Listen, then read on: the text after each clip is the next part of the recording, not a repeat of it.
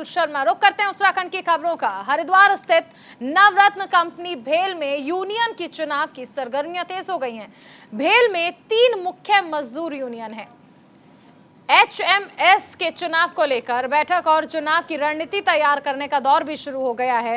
बैठक में हिंदू मजदूर संघ के राष्ट्रीय महामंत्री हरभजन सिंह सिद्धू ने यूनियन के पदाधिकारी और कार्यकर्ताओं को संबोधित करते हुए सरकारी कंपनियों को प्राइवेट हाथों में देने का कड़ा विरोध किया। बैठक में भेल की सभी यूनियंस ने हिस्सा लिया था।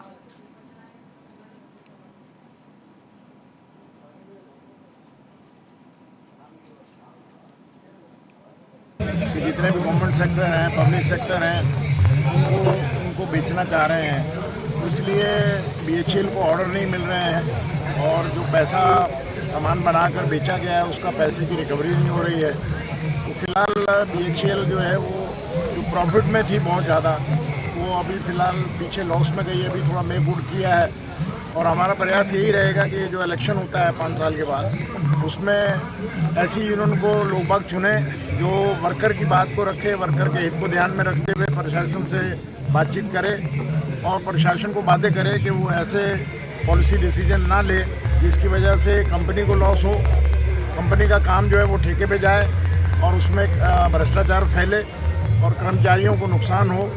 इस बारे में आज यहाँ पर ये हमारी यूनियन HMS की यूनियन ने मीटिंग रखी। चलिए, हमारे साथ हमारे सहयोगी संजय पुंडीर बने हुए हैं। संजय, अभी चुनाव से पहले हम देख रहे हैं यूनियन का जो चुनाव हो रहा है उससे पहले अलग ही चुनावी सरगर्मी जो है वो बढ़ी हुई है। देखिए चारुल, हर साल की तरह इस साल भी जो चुनाव की सरगर्मियां है वो तेज हो गई है। हालांकि भेल चुनाव को लेकर कई जो यूनियन है वो मैदान में उतरी हुई है।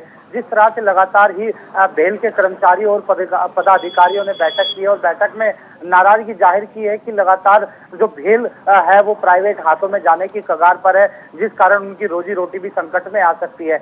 ऐसे में जो चुनाव है, तो चुनाव को लेकर लगातार बैठकें जारी है। बैठक में तमाम जो यूनियन है, हालांकि 3 यूनियनों का इसमें चुनाव होना है और तीनों ही यूनियन के पदाधिकारी और कर्मचारी लगातार बैठक कर रहे हैं। हालांकि जिस तरह से बीते दिनों से लगातार जो यूनियन के पदाधिकारी हैं वो जो उनके कर्मचारी हैं उनके साथ वार्तालाप कर रहे हैं, हालांकि जिसको लेकर तमाम चर्चाएं की गई है और जिस तरह से प्राइवेट हाथों में ना जाने को लेकर तमाम बातें कही गई है। तो इसमें मुख्य रूप से इनकी मांगे हैं कि जो यूनियन का नेता हो वो ऐसा हो कि जो उनकी प्रमुख जो मांगे हैं वो कहीं ना कहीं सरकार के सामने रख सके। और जिस तरह से तमाम जो पदाधिकारी है उनका भी यही कहना है कि तीनों यूनियन में अच्छा कंपटीशन है और कंपटीशन को लेकर तमाम बातें कही जा रही है। ऐसे में अब देखते हैं कि जो कर्मचारी है वो किसको अपना नेता बनाते हैं और किन मुद्दों को लेकर यहाँ पर चुनाव होता है। जी चारुल, बिल्कुल, ये भी जानना चाहेंगे आपसे संजय कि जिस तरह हम इस चुनाव को देख रहे हैं, खासकर अगर हम कहें तो ये जो ठेका होता है ये प्राइवेट कंपनियों के पास यानी प्राइवेट लोगों के पास जाने को लेकर ये पहले भी विवाद आ चुका है, लेकिन उसके बावजूद यही चीजें जो हैं वो लगातार देखने को मिलती हैं। देखिए चारुल, आपको बता दें भेल एक ऐसी कंपनी है, वो सरकारी कंपनी है जिसको तमाम बीते दिनों से कयास लगाए जा रहे हैं कि जो कंपनी है वो कहीं ना कहीं प्राइवेट हाथों में जा सकती है। हालांकि इसको लेकर तमाम जो भेल कर्मी है, जो कर्मचारी है, वो लगातार प्रदर्शन भी करते आए हैं, जिस कारण कहीं ना कहीं अब चुनाव होने। हालांकि 3 जो यूनियन है उनका मुख्य रूप से मैदान में उतरी हुई है और जिस तरह से इनकी मांगे हैं, इनका साफ तौर पर कहना है कि प्राइवेट हाथों में जाने से इनका कहीं ना कहीं जो पेमेंट है वो भी रुक जाता है और तमाम जो दिक्कतें हैं उनको परेशानी का सामना करना पड़ता है। अब देखते हैं कि किस तरह से आगे रणनीति बनाई जाती है और किसको यूनियन का नेता चुना जाता है। चारुल, चलिए आप बने रहिए संजय, आगे भी आपसे जानकारी ली जाएगी। अग्निपथ योजना पर देश में मचे हंगामे के बीच बीजेपी के राष्ट्रीय महासचिव कैलाश विजयवर्गीय के बयान का विरोध शुरू हो गया।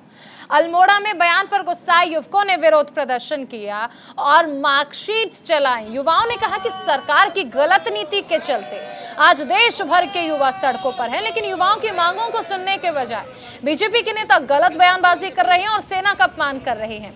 इस दौरान लॉ एंड ऑर्डर को देखते हुए भारी संख्या में पुलिस बल भी मौजूद रहा। फैल जाओ, जला के फैल जाओ।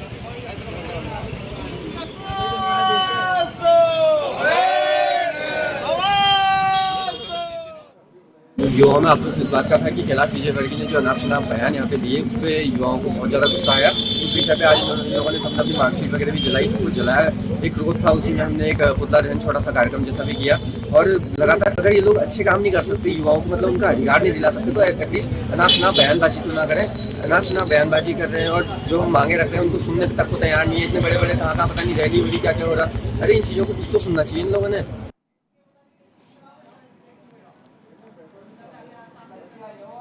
उधर हरिद्वार के लक्सर में तहसील दिवस के मौके पर लोगों ने प्रशासन के सामने अपनी समस्याएं रखी और इस मौके पर एसडीएम गोपाल राम बिनवाल की अध्यक्षता में तमाम अधिकारी मौजूद रहे।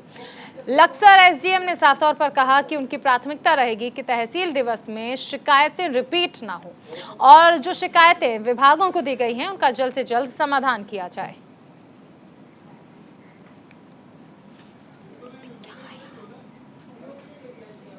हमारे साथ हमारे सहयोगी संजय पुंडीर बन रहे हैं। संजय, देखिए सबसे अहम चीज है कि आम जनता को ये शिकायतें रहती हैं कि अधिकारी उनकी सुनते नहीं है। ऐसे में तहसील दिवस पर जब हम देखते हैं कि अधिकारी पूरा वक्त देते हैं आम जनता को और उनकी समस्याओं को सुनते हैं, तो इसे एक अच्छी पहल के तौर पर देखा जाता है हमेशा।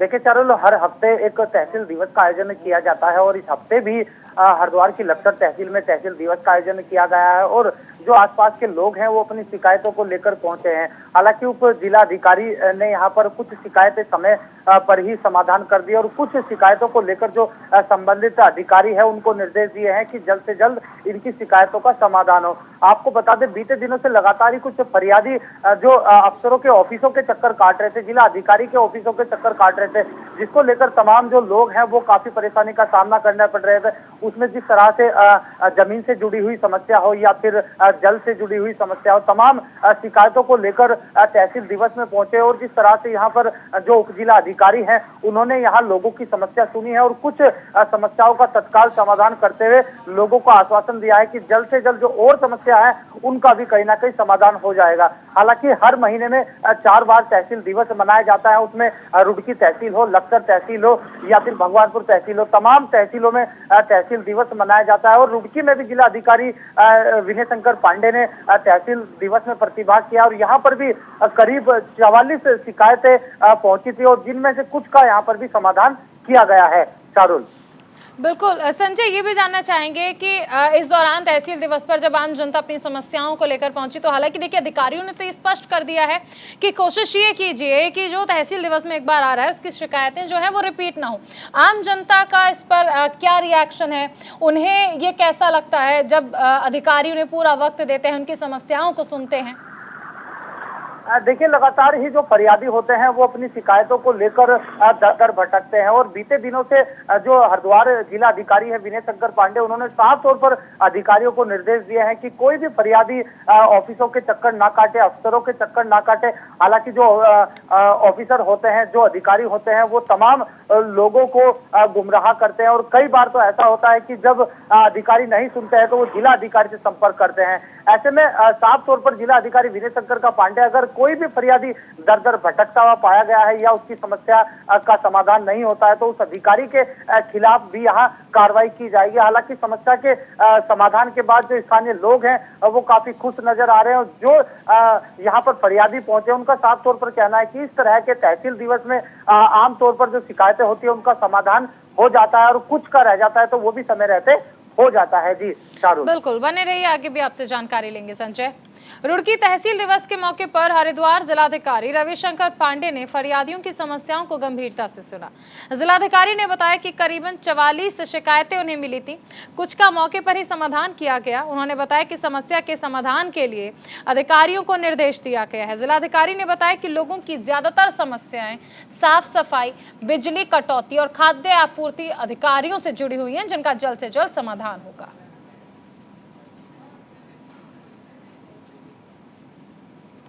44 एप्लीकेशंस आ चुकी हैं और उसमें से 5 का तो निस्तारण हमने मौके पर कर दिया। बाकी सब के लिए ये टाइम बाउंड ऑर्डर किया गया है। पिछले तहसील दिवस का भी रिव्यू किया गया।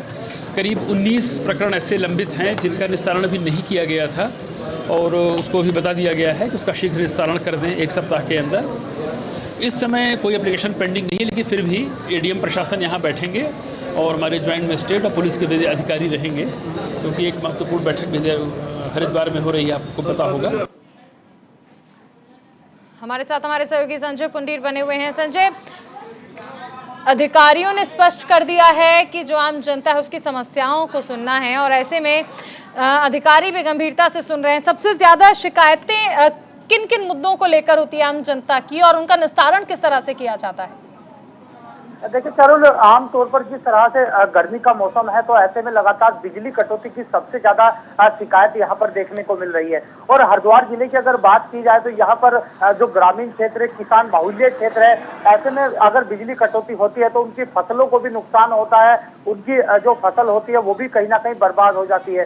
हालांकि दूसरी जो शिकायत है खाद्य आपूर्ति को लेकर है, और तमाम जिस तरह से लोगों के घरेलू समस्या आ रही है उन पर भी कहीं ना कहीं यहाँ फोकस किया गया है। और साफ तौर पर जिस तरह से रुड़की तहसील में 44 शिकायतें पहुंची है तो उस पर कहीं ना कहीं जो जिला अधिकारी विनय शंकर पांडे है उन्होंने गंभीरता से लेते हुए जो संबंधित अधिकारी है उनको निर्देश देकर जो कुछ शिकायतें हैं उनको समय रहते समाधान कर दिया है। हालांकि विनय शंकर पांडे कोई भी कसर नहीं छोड़ना चाहते हैं और समय समय पर स्थानीय मुद्दों को लेकर अधिकारियों के साथ भी बैठक करते रहते हैं। ऐसे में विनय शंकर पांडे का साफ तौर पर कहना है कि कोई भी फरियादी उनके दफ्तर के चक्कर ना काटे, और जिस तरह से लगातार ऑफिसर यानी जो अधिकारियों को भी निर्देश दिए हैं कि किसी भी तरह की कसर ना उनका कहीं ना कहीं समाधान किया जाए।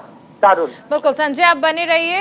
उत्तराखंड के मुख्यमंत्री पुष्कर सिंह धामी पहुंचे हैं, वो तस्वीरें आपको दिखाते हैं इस वक्त क्या कह रहे हैं।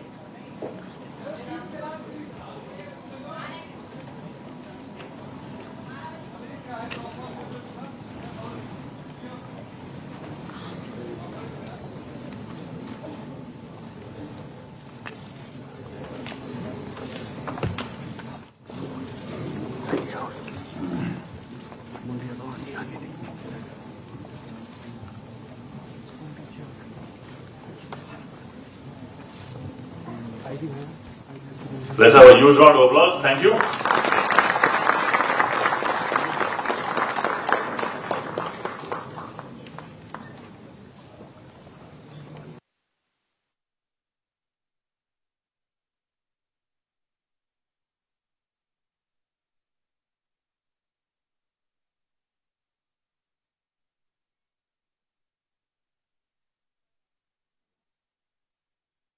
देहरादून पहुंचे हैं मुख्यमंत्री पुष्कर सिंह धामी, और यहां पर एक जॉइंट इवेंट को इनॉग्रेट करते हुए आपने उन्हें देखा,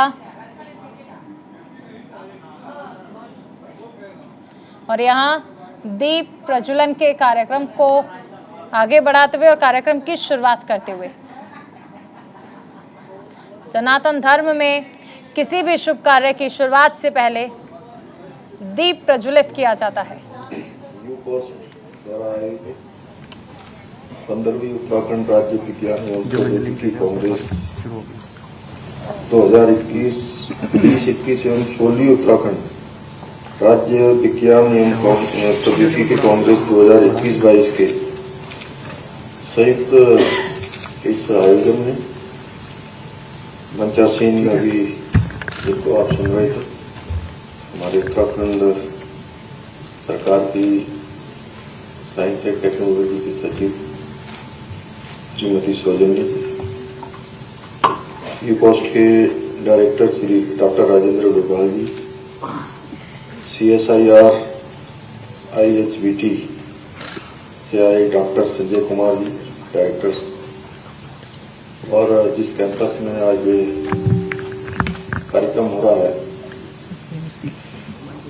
और मैं सच कहूं तो पिछले 20 सालों में मैंने जहां 2 विश्वविद्यालय, 4 परिसर और कितने कैंपस हो गए, हॉस्पिटल और लगभग 22,500 स्टूडेंट इसमें शिक्षा ग्रहण कर रहे हैं। कमल अंसाला जी, और इस कार्यक्रम में देश के विभिन्न संस्थानों से आए हमारे सभी निवेशकगण, सभी वैज्ञानिकगण, हमारे शोध करने वाले सभी, पढ़ने वाले सभी वैज्ञानिक, नए नए युवा शिक्षार्थी और शोधार्थी और सभी आए हुए हमारे अतिथिगण, मैं सबसे पहले तो आप सभी को बहुत बधाई देता हूं, बहुत शुभकामनाएं देता हूं कि बहुत ही शानदार कार्यक्रम। और जब मैं आया था तो मुझे लग रहा था कि नीचे किसी हॉल में या कहीं पर नीचे कार्यक्रम हो रहा होगा, लेकिन जहां मैं देख रहा हूं बिल्कुल एकदम पिन ड्रॉप साइलेंट, और सारे के सारे लोग इतने विद्वान। सौजन्य जी तो फटाफट बोल रही है अपना भाषण में, और जब इतने सारे विद्वान बैठे हों, क्यों भी काफी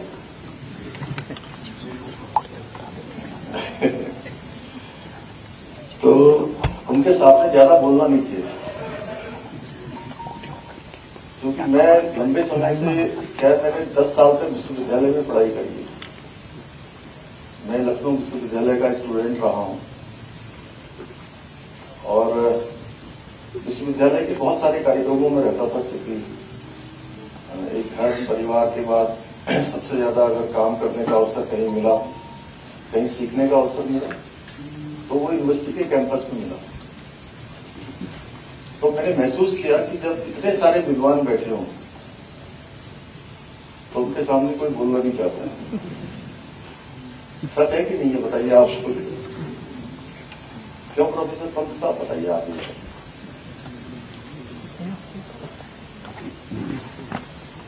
लेकिन फिर भी आप सब लोगों ने बुलाया है,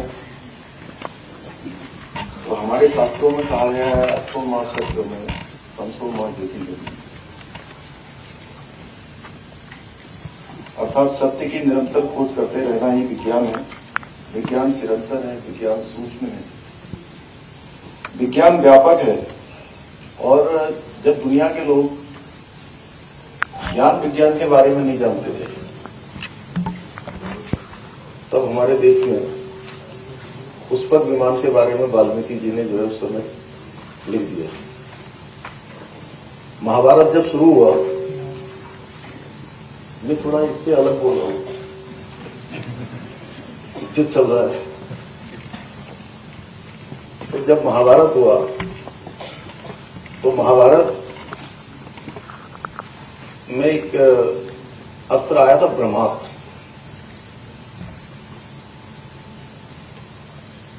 वो आप जो हमारे ऋषि, कहने का तात्पर्य यह है कि जो हमारे ऋषि मुनि, जो वैज्ञानिक उस समय के जो हमारे ऋषि मुनि थे, वो केवल बात नहीं करते थे, उनके हर क्रिया के पीछे, हर काम के पीछे एक वैज्ञानिक, जो आज हमारे शोध करने के बाद चीजों को ला रहे हैं, वो उस समय भी विज्ञानी थे। इसीलिए तो उन्होंने ब्रह्मास्त्र दिया। जैसे आज परमाणु है तो उस समय ब्रह्मास्त्र था, इससे परमाणु सब समाप्त कर देता है, वैसे ही जो है आज उस समय में जो है ब्रह्मास्त्र होता था। ऐसे अनेकों उदाहरण हैं। जब हम आज शिक्षा पद्धति की बात करते हैं, मैं हमारे देश के यशस्वी प्रधानमंत्री मोदी जी का अभिनंदन और धन्यवाद करना चाहता हूं कि वो नई शिक्षा नीति लेकर आए हैं। और नई शिक्षा नीति सभी हमारे संस्कारों से, हमारी संस्कृति से, हमारे आने वाले समय के शोध विकास सबसे जुड़ी हुई थी। तो सब में आप सब लोगों ने, अधिकांश लोगों ने भाग लिया होगा। लेकिन जब दुनिया के लोग जब शिक्षा के बारे में भी नहीं जानते थे, शिक्षा पद्धति तो बात की बात। चलिए, तो मुख्यमंत्री पुष्कर सिंह धामी को आपने सुना। आगे बढ़ते हैं खबरों की ओर। एलटी चयनित अभ्यर्थियों का धरना पिछले 5 दिनों से जारी है।